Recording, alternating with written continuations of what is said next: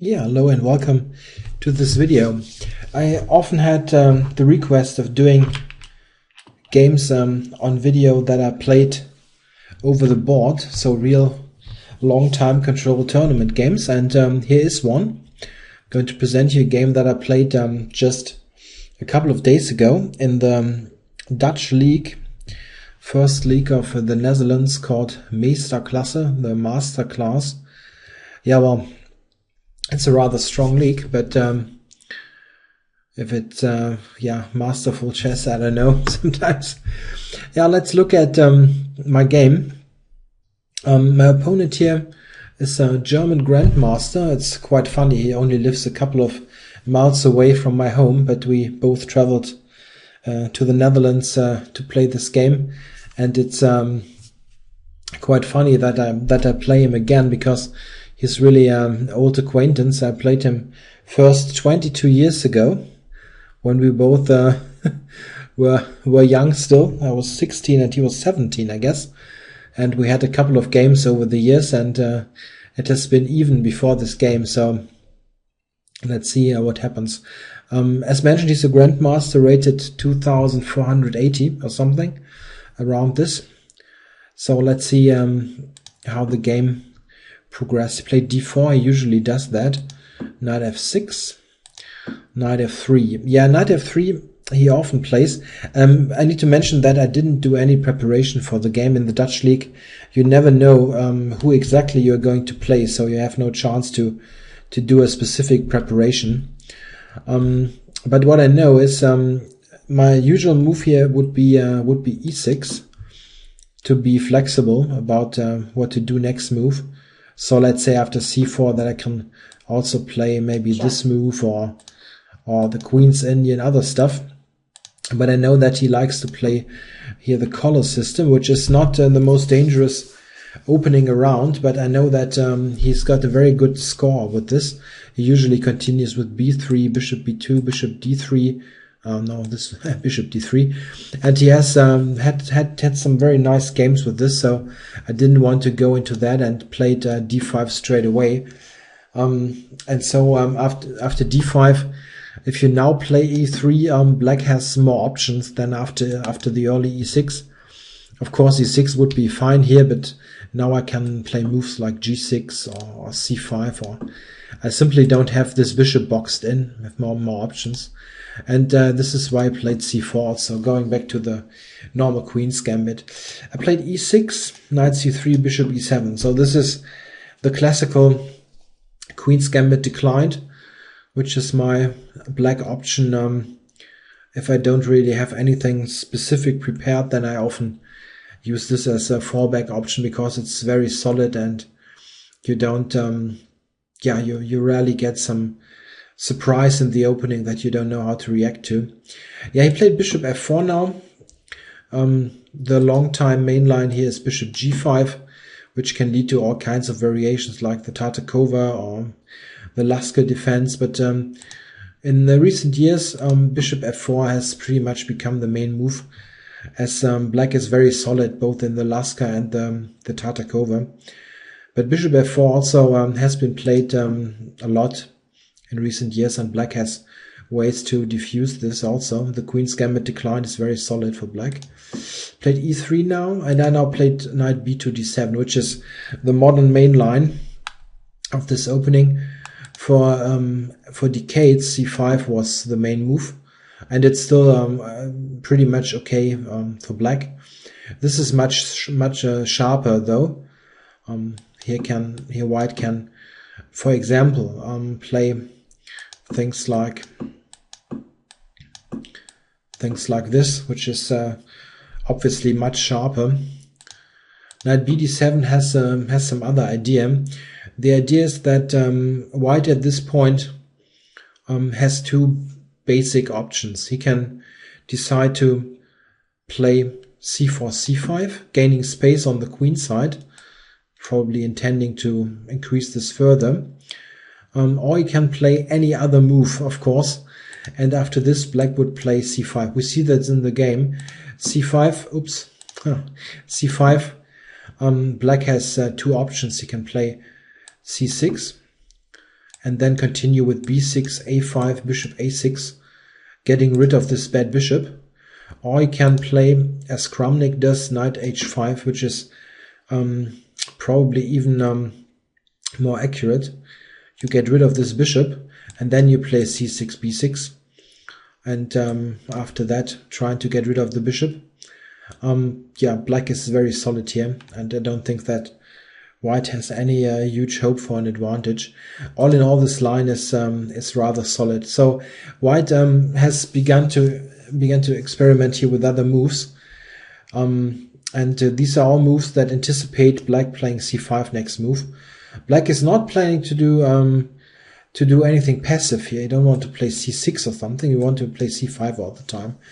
Another main move here, which also anticipates c5, is a3, and then you get c5. In the game, he played h3, which is quite similar. I continued c5, and now he played an uncommon move, which is not bad, but it's uncommon. Played rook to c1. I only found 2 or 3 games of this. Normal would be to capture on d5, knight d5, knight d5, e5, takes, and now black has got an isolated pawn, but he's threatening queen a5 here in this position, and white pretty much has to play a3. There's not much choice, and we see in the game a very similar position will arise. The problem is, if you play a normal developing move, then this queen a5 move is very annoying. You cannot respond with the natural queen d2, as then knight d3 happens. This would win the queen, and yeah, this means you must move the king now, which you really don't want. So you really need to play a3 at some point. In the game, he played, as mentioned, this rook c1 move. Here I have various possibilities. At the end I decided to play a6, and this is a kind of a waiting move, and it sort of asks white, okay, what are you doing now? If you don't want to take on d5, what are you doing now? It's difficult to play any tempo move, the kind of move which tries to recapture on c4 in one move. The problem is, if white would play a3, it's not bad, yeah, but it's not helping much. I have the idea to take and play b5 in one move. This is the idea of a6, and now if white retreats, then you can simply continue developing and have a very comfortable position. All black's pieces are positioned nicely, and you don't have any kind of problem. Black is very comfortable here. This is why taking on c4 is a bit of a threat, really. At least it would ease black's task considerably. So he took on d5. I now took with the knight. It's very important to take with the knight and not take with the pawn. We see in the game why this is important. One point is, after the exchange, and white now taking on c5, that in the game we see that queen a5 is the idea, but white can also ignore all this and just develop. But this can be answered with this move. It's one idea, and also by c4, which is the kind of move you want to play if you trying to win the game, going for a majority here and trying to unbalance the position. It's a bit risky, but it's playable. Okay, he took on c5, so it doesn't really matter. Oops. Yeah, took on c5. I just recaptured, and now a3. The problem is that there was still this threat of queen a5. a2 was also just hanging, so this is a necessary move. So this is an interesting version of the isolated pawn. In fact, this often arises with very similar structure, but with different moves by white. So a3 is almost always played in this structure. Rook c1 not so often, h3 also not so often, and a6 is well debatable. It doesn't help much, but it's not much of a problem. I played bishop f5 now, which is a standard way of playing this. The idea is you want to go with the bishop to e4, knight to e6, and bishop to f6. The idea is to place the pieces in a way that all pieces fight for this d4 square. In fact, black is a little bit better developed here. If you look at this, I've got all pieces into play after bishop f5, and white still has bishop here and hasn't castled. So he needs some time to get the king out of the middle. And in fact, this is why black is very fine here. It's a matter of time. He played now bishop e2. There's not much else. You need to get castles prepared, and now bishop to e4, castles, and knight e6. And now we see that white is very far away from getting a piece established on d4. Played bishop e5 now and bishop f6. And yeah, now it's tricky already. I'm threatening to take on f3 already, and then this bishop would be hanging. So if he does a nothing move, I mean, he played queen d2, which protects b2. So this is not so great in comparison. If you look at this, I cannot take on b2 now, and I have problems to secure this pawn. So taking on after queen d2 wasn't so great, but what I played in the game was perfectly okay. Queen d2, I took on e5, recaptured. Yeah, and here I have a choice, and I maybe should have gone for the other continuation. It's very drawish what I could play. I could play d4, played this one, but d4 would have been very drawish. I wasn't so sure in the game. Of course, if you have the chance to advance your isolated pawn and get rid of it, it's the first thing you consider. What I wasn't so sure of is this kind of position. If this is really completely equal, here this bit of pressure on f7, but after the game I looked at this, and just this move and bishop d5 pretty much kills the game to a draw. It's simply nothing after this. So this was a very easy way to equalize completely. This is a bit, yeah, it's a bit of it's more of a fight after this. Played knight c4. Of course, I saw this idea. Queen c7, knight a5. I really expected this to happen because he's really really a fighter. It's not a player who likes to play draws. So it was pretty clear that we get this position, and I thought I would be okay here.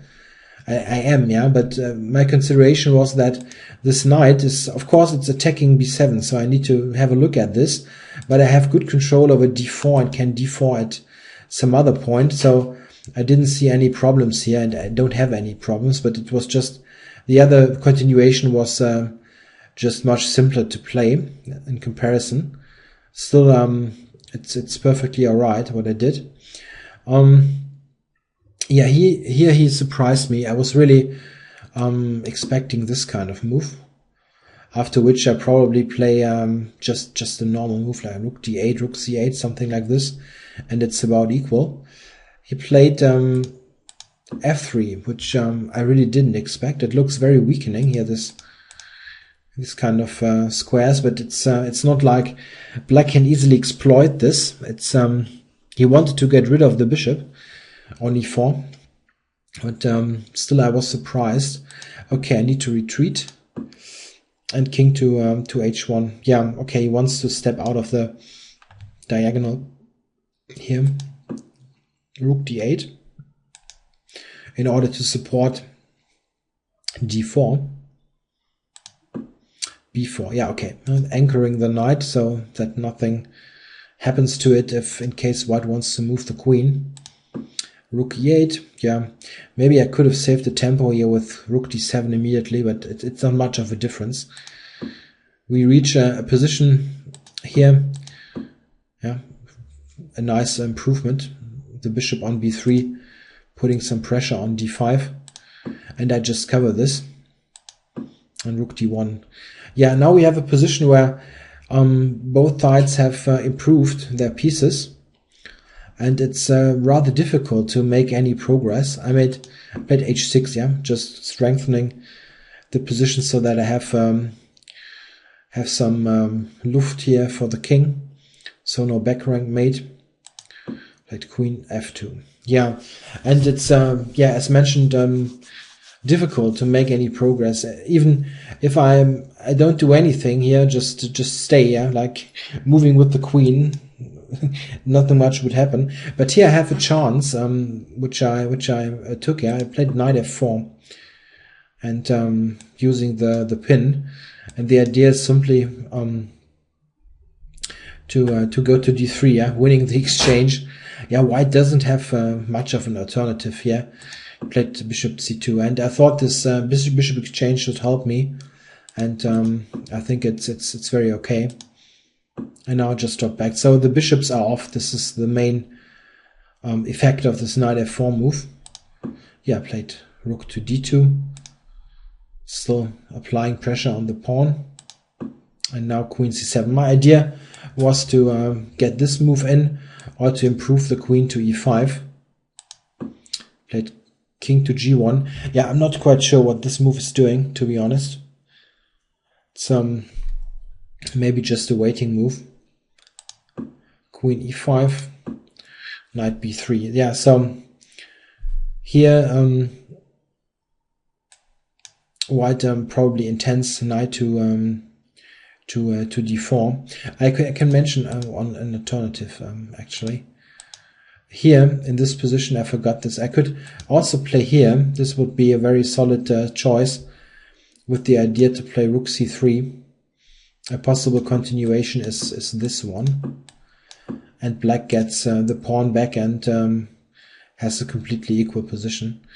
Okay, but what I played was perfectly alright. Queen e5, knight here. Yeah, and now white maybe intends to play knight d4. And I don't want to have the knights exchange. This would help white getting. Let's say I play a nothing move. Yeah, okay, just for argument's sake. I didn't want this position to happen because now he has ideas like e4 or even tripling on this pawn, and this can get a bit passive for black. It's still probably not terrible, but I don't need to get into this. This is why I played rook c7 here, intending rook c3. You need to get counterplay. I mean, all this, what white was doing, also weakened the position. And I have only one weakness, this is d5. But white has quite a number of weaknesses. It's not bad, yeah? I'm not saying white is worse, but I need to get onto those weaknesses and have some play myself. Yeah, he played e4. Yeah, this is really a sharp move. You need to know the time control. It's really really important for this game. What's here in the clocks displayed is complete is nonsense from ICC here. Just some standard display. We play 2 hours for 40 moves, and then 1 hour for the rest of the game. And we are move 32, and we both were on let's say about maybe 3 or 4 minutes left. Not quite sure about this.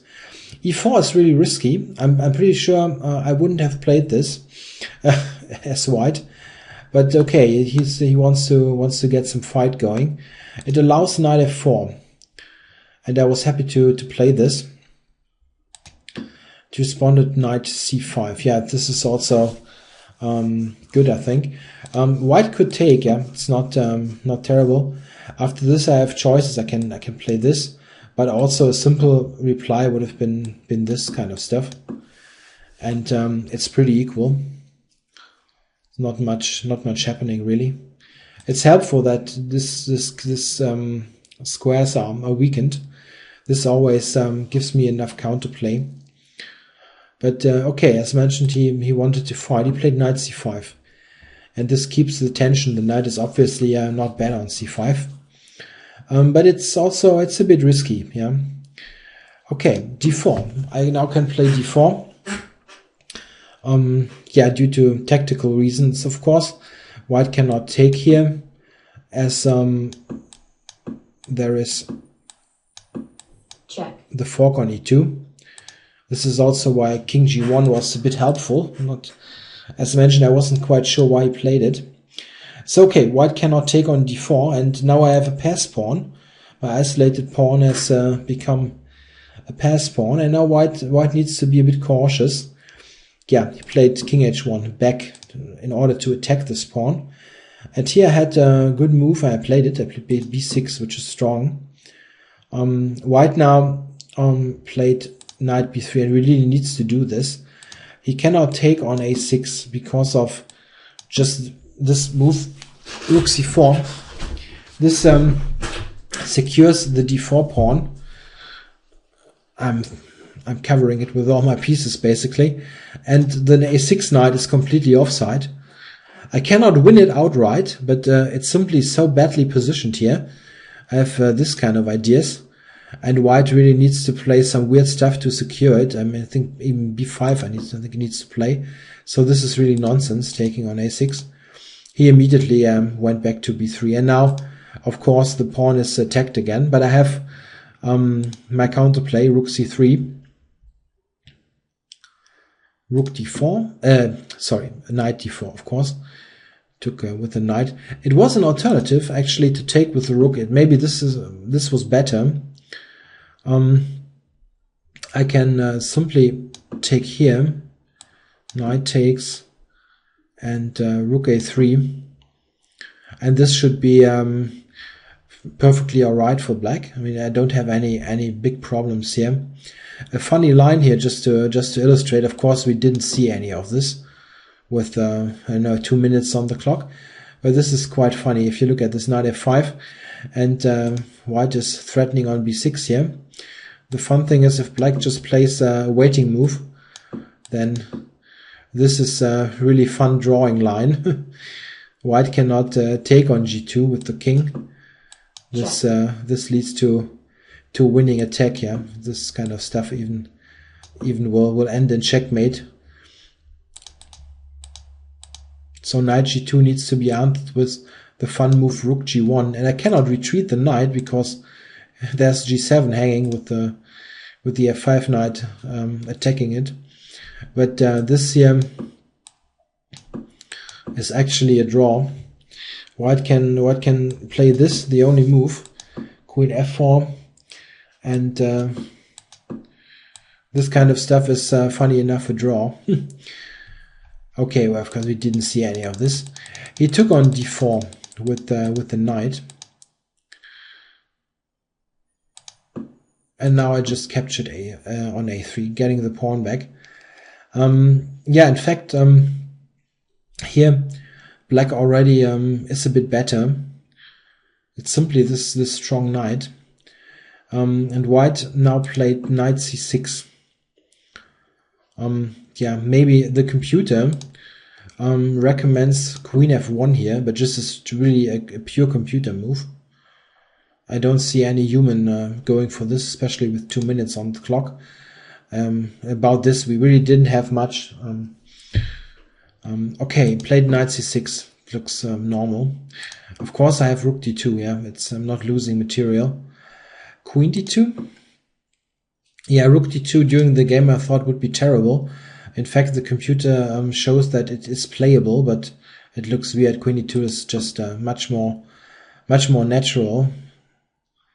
And yeah, now queen g5. It was attacked by the knight. So yeah, and now this is the problem. These pieces put pressure on g2, and white needs to react to this. If I think he played now queen to d8, which is really the kind of move you play in time trouble. You want to get rid of the queens. Yeah, I was threatening rook d3, of course, winning. So this was the problem. Okay, gave this check. And now, of course, I don't take here, but I play king h7, which is much stronger, keeping the threat alive on g2. And now white doesn't have much choice. He needs to exchange. Yeah, and now we got the endgame. A very interesting endgame. And the thing is, black is very active with this configuration, always attacking g2. And I've got 2 against 1 on the queen side. So I've got a potential pass pawn on here, the a pawn. So it's clear that black is somewhat better, but it's not so clear how much. One thing is, which is important, this was a team match, and our team was behind 2 points with only 2 games running. The other game we had winning chance, and this game, so I really needed to try to win. So this is important to know if you look at the further course of the game. Needed to try everything possible to win. Yeah, played rook d2 here. There was an alternative with rook d7, but I don't want this to be an hour long because we have much stuff ahead still. It was very exciting now. Yeah, rook d2. And here, maybe, here I played, maybe I played the wrong idea. I'm not so sure. It's very difficult even afterwards to analyze. I played knight d3, which looks for me very natural. The idea being rook here or rook here, of course, if this is not hanging, and trying to win this pawn simply. We see in the game that it's not so easy. A good alternative would have been just playing a5, and this leads to a position where only black can win and white has very little counterplay.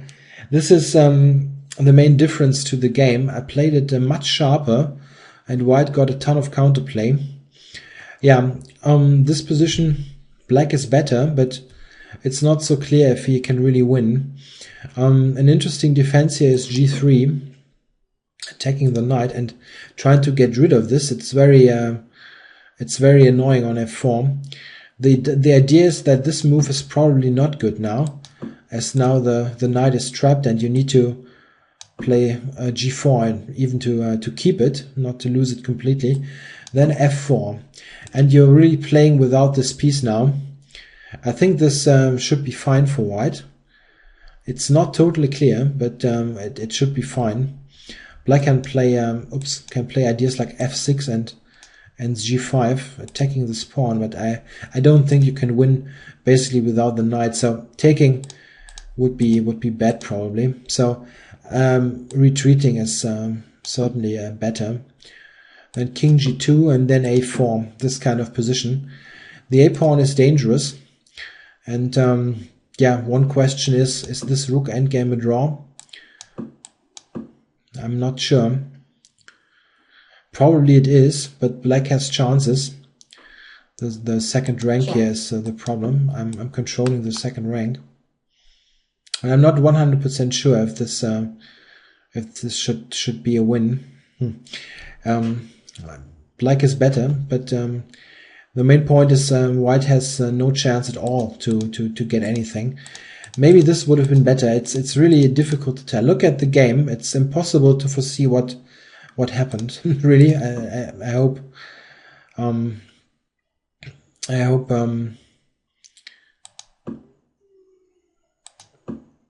you don't see instantly that that this is risky what I did. Okay, played rook c2, and here of course I can, if I want, I can just draw with any move, rook b3 for example. I can even play a5 now. If I play rook b3, he just probably returns. I mean, black has oops, no, sorry, needs to play here, and I mean this kind of stuff. For example, I could play and I can never lose the game, but of course I must try to win. And at the end I decided to play rook to a4, attacking the pawn. This was the idea of knight d3 after all, and he just returned to d2, pretty much inviting me to take. Yeah, here rook a3 is of course a direct draw, because of he can just return and we could repeat moves. But of course I took on b4. In the game I also thought I would be better, but analyzing it now, in more detail with the computer. Yeah, the computer is really without any mercy. It simply tells me that it's a draw all along. But okay, let's see what happens. I took here, and of course white needs to see counterplay. He played knight d8, attacking this pawn. Yeah, and this is the problem. White has counterplay now. He's attacking f7, and he threatens to enter with the rook. And yeah, I played check. The check first, and f6. An alternative would have been king g6, but it's not clear what this really accomplishes. This is very similar to the game. We see in the game we've got f6, rook d7, and this is the counterplay. Knight to e6 and attacking g7. Of course, I have the a pawn. So let's see what happens. I pushed the pawn. You need to be quick here. Cannot lose any kind of move. Knight to e6 and a4.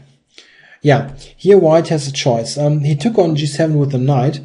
He could have also taken with the rook, which also is a draw. There are some fun ways to lose the game, actually. Here I could lose if he would take on g7, and I wouldn't. If I would play now king to h6, white wins with rook b7, and he wins instantly with mate. It's checkmate. Knight f8, rook h7. I cannot prevent this. It's very funny. It's no way to prevent this. This is checkmate in about 5 moves. Yeah, no way to prevent it. So after this, I had to take to go here, and then knight f7, and now he's just giving checks, and it's not much that I can do. Check. Stuff like this.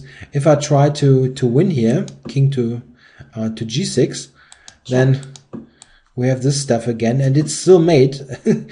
Even 2 extra moves with the a pawn didn't help at all. So it's still knight f8 and checkmate. Yeah, look here, a2, knight f8. I can even play this. Yeah, I can just ignore it, and it's checkmate. It's really really funny. So white has very very strong counterplay, obviously. So this would have been at the end. Oops, sorry. I need to go back, and so it's a draw. He took with the knight though, which also was okay. It's not a mistake. Knight takes, and yeah, a3. I need to push my pawn. Yeah, and now knight to h5 check. An alternative was knight f5, but after this I can drop back to the 8th rank, and it's not clear how he continues. He only has a check, and I escape with the king. So knight h5 was much stronger, and also was the idea. Yeah, here I went to g6, which is the sharpest try. If I would go to h8, it's simple, mate next move. And if I go to g8, it's an immediate draw. This was one of the draws that I could always have, but I couldn't do it. Yeah? I needed to win for the team result. So this is very obvious draw, and white has no other option. I just play a2, rook away from a1 and promote. So he must make the draw. Okay, king g6, trying to win. Knight g3 back. Yeah, now I still tried the sharpest winning idea. Played f5. If I would play a2, then knight f5, and funny again, I can have a look at this line. Check. Yeah, and now white threatens rook g7 check, king h5, and g4 checkmate. Isn't this nice? So if I would play some let's say I play a nothing move, then it's this checkmate. Checkmate. Yeah, very nice. So this is a draw again, and I needed to avoid this. Yeah, so of course it's a draw. I can just check till it yeah, till it's tomorrow. Yeah, it's a very easy draw, but it was not enough.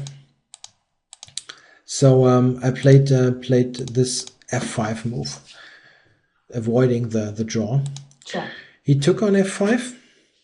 Note that if you would take with the knight, then I just play this and rook a1, and he has no mating net or anything. This is probably an easy win. I say probably because there are maybe some strange kind of fortresses that are available. But okay, this is nonsense to take with the knight. He took with the pawn. Check. It's much better. King here. Yeah, I want to try to win. If I go here, it doesn't help much. He's got knight e4, and it gets very tricky again. Let's say a2, trying to win. Then there's this move, and yeah.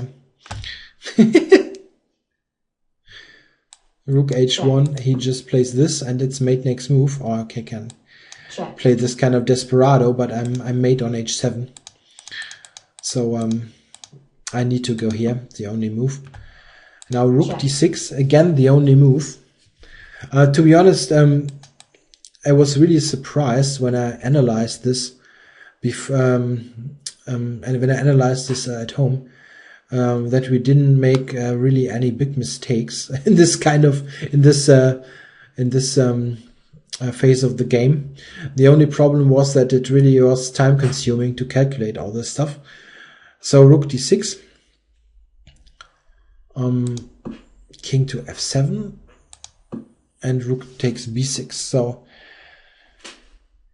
yeah, rook b1. I need to make some way here for the pawn. If I would play a2 here, then white can simply take. Problem is that I've given away so much material here already that getting a new queen really doesn't help. Something like this, yeah. I mean, the only player playing for win here is white, so I need to play this first, as I did in the game. Yeah, I now played knight e4, and now we see that knight g5 and the f pawn gives him plenty of play. a2. Check. Knight g5. The problem is you can easily lose this black. I mean, I had to calculate all this stuff. And this, believe me, it isn't easy. Okay, knight g5 check. And I played king to e8. An alternative you need to look at is king to g8. But first, let's check here. This even loses, f6. And yeah, it's difficult. Maybe 95, yeah. Yeah, 95 I can still play and not lose. But okay, it's not great also. What now? Threatening checkmate. Yeah, okay. Well, I went to e8, but let's look quickly at king g8. What's happening then is this move. And it's similar to the game. We can let's say here f7, and what now?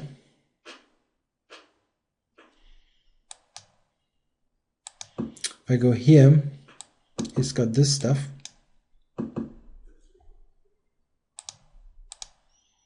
and yeah, king g7. He's got this move.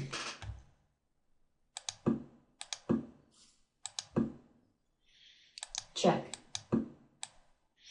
And this is a perpetual. I didn't see this in the game. Yeah, I'm not pretending I calculated all this. King e8, which I played, this position. King e8 is just simpler to look at. And this is really the only kind of try that offers realistic winning ideas. f6. a1 queen. This is all forced. f7 check. King d7. And f8 queen. So we both got a new queen. But what I calculated, I mean, really lot of moves before was this rook h1 check. king g3, queen e5 check. And this was the idea of all this. I mean, I sacrificed 3 pawns. After all, the idea was that now this rook is hanging, and whatever he does, he will lose the rook. So if he plays queen f4, which is the simplest, of course, check. I just win the rook and get the queens off. Should win relatively easy. Then he's got king here. Check. Then I have this move, picking up the rook. And the best move, what he played in the game, f4, I have queen e3, picking up the rook. So knight f3 was played, and queen b6. Yeah, and after all this, I have an extra rook, but I have no pawns. And the king is just wide open on d7. Check. Knight e5 check he played. And now king c7. I have no other move. Otherwise, I'll just lose the queen. I mean, where should I go? This one. Check. Loses the queen. So only move was king here. And here, in fact, he made a mistake. But what's very important to note, at this point, we had something like, I don't know, I was down to maybe 2 or 3 minutes, and he was down to 4 or something for the rest of the game. Yeah, so it's pretty much down to a blitz game now, quick blitz game. Here queen f7 would have drawn, but this is impossible to see really for a human in this time control. Need to go here, otherwise I'm in some fork again. Queen f5 check. This is the point. And if I try to run out of this, need to go here, and then knight c4 is very strong, as this knight controls e3. This is the point. I cannot give this check now. I have no check at all, in fact. And white has this check ideas, and this, you can check it with the computer if you like, is really a draw with perpetual check to come. Impossible to see in this time the difference between what he played. He played played queen e7 check. The difference is really impossible to spot. Yeah, king c8 must play that. No other move. Check. Queen to f8 and king b7. Check. Queen f7, king a6. So I ran to the a file. And here white has one more check. Queen to b5. Check. Queen c8 check, and king a5. So I try to find shelter here near the pieces. Yeah, and now white doesn't really have any meaningful check left.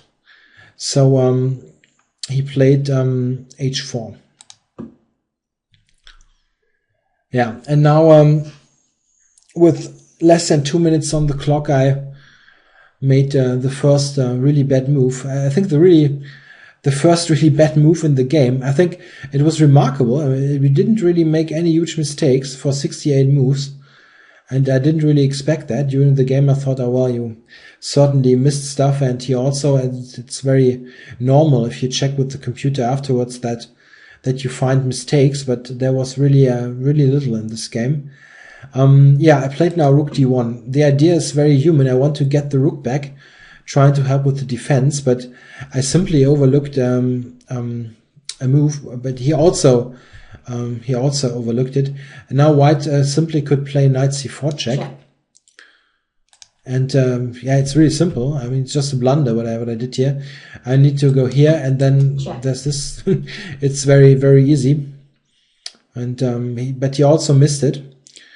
You also really must know, if you don't play tournament chess yourself, playing with 2 minutes on the clock after 6 hours of a complicated game is different to a casual blitz game. It's really a different situation.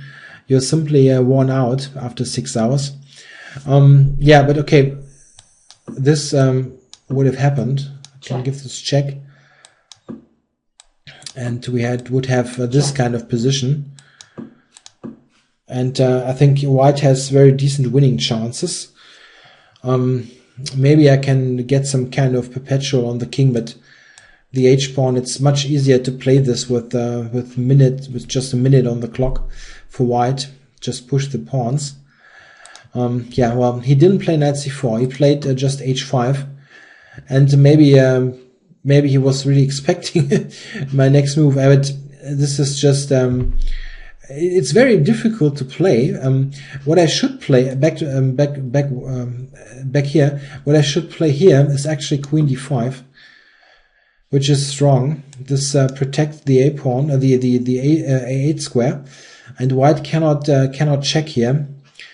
Yeah, I mean the computer, for example, certainly would win this as black, but it's not easy at all. The evaluation, if you trust the comp here, is just a 0.7 for black. It's not like +3 or something that you have something concrete, and it's tricky to play with the bad king position. But this is what I should have played. Okay, so rook d1 was a blunder, h5. Yeah, and now came the final blunder with about a minute on the clock. Yeah, this is really simple, but what can I say? I played rook d6 here. And yeah, you probably don't need a long time to find queen c7, and yeah, you cannot really do anything against this. You need to go here. And then there's this big fork, and I simply lose now. The problem is that this h-pawn is also just too quick. Played king here. If I would go here, then you can simply do this, and the h-pawn promotes. Yeah, this is why I went here. Knight b6, king here, and now yeah, he played the easiest way, queen c4. Exchanging the queens. Yeah, and here I resigned, as after king takes c4, h6, the h-pawn just promotes. Yeah, very disappointing end of the game. Yeah, I simply broke down after 6 hours of calculating calculating all these crazy variations. Yeah, this is also a bit of yeah, maybe, yeah. Very often nowadays you have those time controls where you get this 30 seconds increment at the end, and this certainly would have helped here to have a little bit more time after each move. But it was very difficult with little time to play this position. Of course, rook d6 is terrible, but what can you do? I think this was a very exciting endgame. All this was I was very surprised to see afterwards that we didn't really make any huge mistakes. If white would have given the perpetual, it would be here, this queen f7 perpetual. Queen f7 here. This would have been yeah, probably the logical outcome of the game. Yeah, okay, it's unfortunately a loss that I needed to present here, but I think it was interesting anyway. I hope you enjoyed it, and I'll be back soon with maybe some more coverage of this Bilbao tournament, but I need to check what games have been played. Yeah, thanks for watching.